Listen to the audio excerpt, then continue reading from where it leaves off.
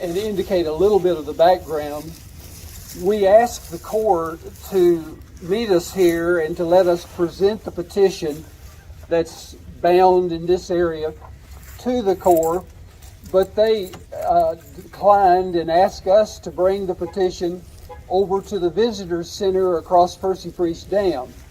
So since they couldn't come and receive it here, we thought, well, we'll just go ahead and do our own thing here, and then once we finished here, we'll take the petition back across the dam and leave it with either the desk attendant or whoever will be happy to receive it there. I wonder, Kendra, have we heard from the mayor's entourage? We were trying to get a readout. Part of his security detail is here, so we know he's on his way.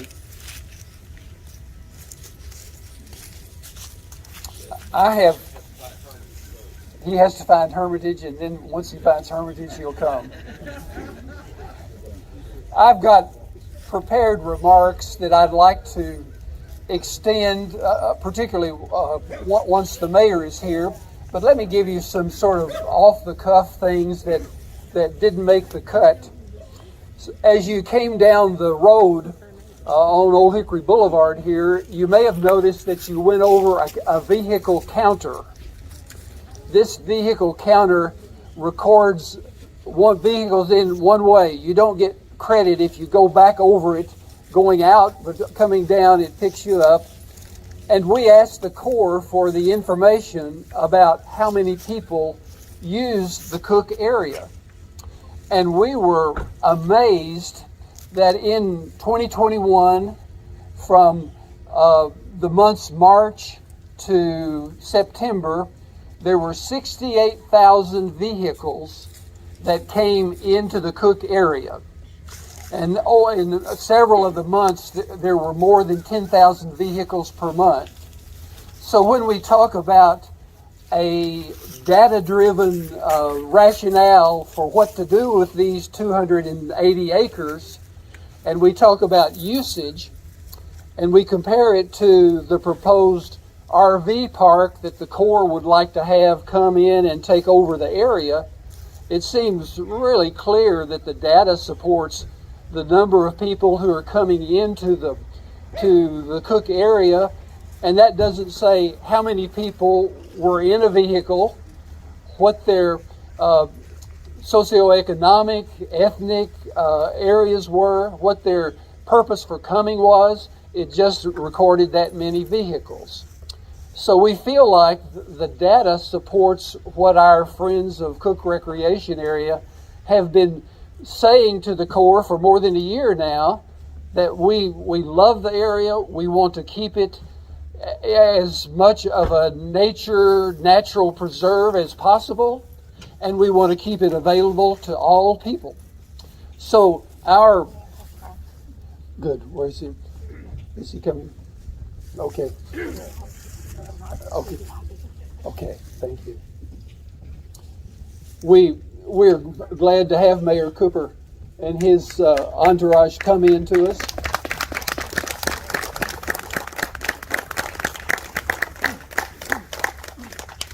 Thank you for coming, Mayor.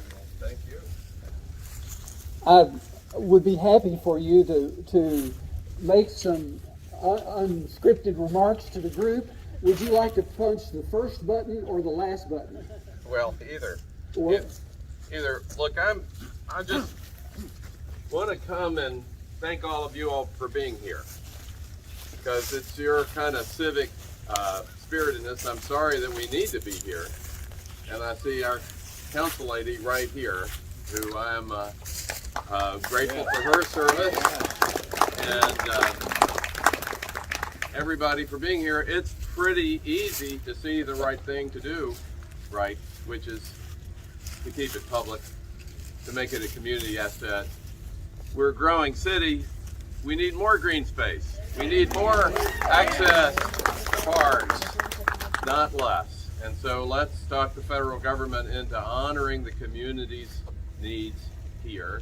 If you don't mind, I'm going to take one of these signs from my office and keep it up and look at it every day, because that's clearly what needs to be done. And again, I just want to be here to thank you for your hard work. I'm sorry it's necessary, and I'm grateful for our council ladies' leadership in saving this recreational area for the public. This is why the lake was built here in the first place, was for the public to have a better lifestyle, and the public needs to be honored, and it needs a place to come. And this is such a beautiful part of Nashville. I'm grateful for the media to be here to show how beautiful it is. You know, it's just outstanding. We're blessed to have it. Let's keep it. Okay, thank you. Thank you very much. Well, on behalf of the Friends of Cook Recreation Area and our steering committee, I would like to echo the mayor's appreciation for your coming out and allowing you to be a part of our public presentation.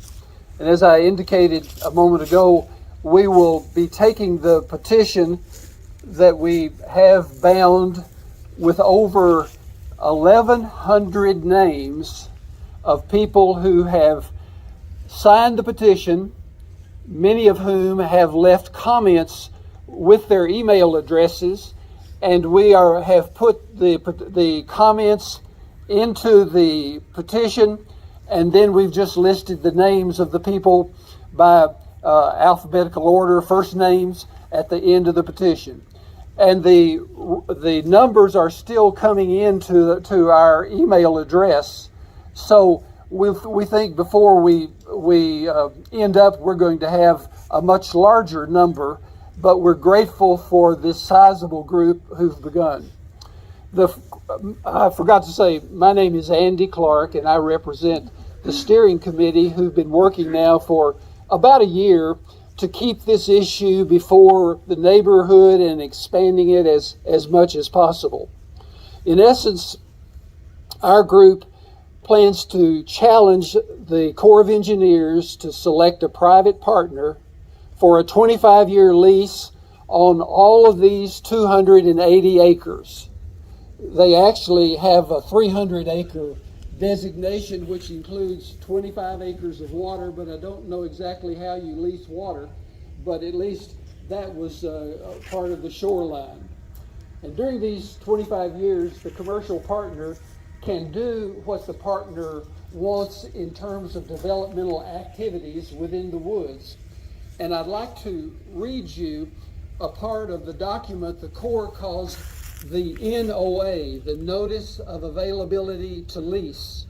So in this Notice of Availability to Lease, published back in September, they would like to have proposals come into them for what the leaser would like to do with the 280 acres. So here's the Corps' description.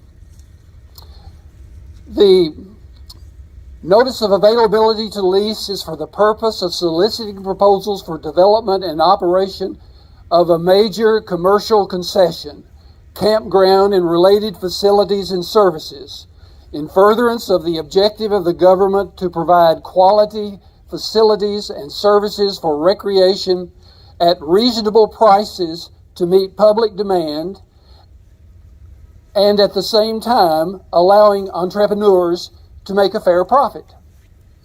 Proposals for development of the area may include camping, RV, cabins, primitive camping, camp store, pool area, restroom and shower facilities, playgrounds, dog parks, trails, including dog-friendly trails, cafe, eatery, snack bar facilities, day use area, picnic areas, picnic shelters, swimming area, multi-lane boat ramps, courtesy docks, kayak, canoe rentals, outdoor classroom facilities, learning activities, and other related activities. Note, marina or theme park style submissions will not be accepted. Well, we're grateful for that restriction of marina and theme park there, but if you look at the lay of the land here, you notice this land would not lend itself to a marina, and that it's perhaps giving the Corps credit for restricting something that wouldn't have been practical anyway. In some ways, this may be kind of a disguise to keep the attention off of the main reason for the Corps looking for a private partner. And that reason is to have someone with a deep enough pocket to rehabilitate this closed campground that you passed on your left on the way down here. The campground has been closed for about 20 years, and we're sure it's unfortunate. My family and I have lived out here about 30 years. When we were here, the campground was operative, and then the Corps needed to close it for some reasons, and it's been closed ever since. The Corps says that they don't have the funds to rehabilitate the campground, and so therefore they're looking for a private partner. We'd like very much for the campground to be made into a camping ground for smaller vehicles, not the large Leviathan RVs that are so prevalent now, but to keep it as a family campground, a private campground, a small vehicle campground. But so we are not opposed to the idea of camping. It's just that we don't want the whole peninsula to be overrun. So that is the threat that we're facing now, and we'd like to think about it in terms of what the Corps has done before. When my family and I moved out here, we had Hermitage Landing down by the dam. Hermitage Landing was a marina with free boat launch, a small snack bar, but then Hermitage Landing was taken over. And with Nashville Shores, we now have a water park, a lot of concrete poured over a peninsula that was denuded there and poured for RV slabs to come in. So that's one example. And then across the lake, you have Elm Hill Marina. We've put in our boat many times in a free boat launch, tipping a volunteer fellow who stood there and wanted to help us unload the boat. Now, this is not the same.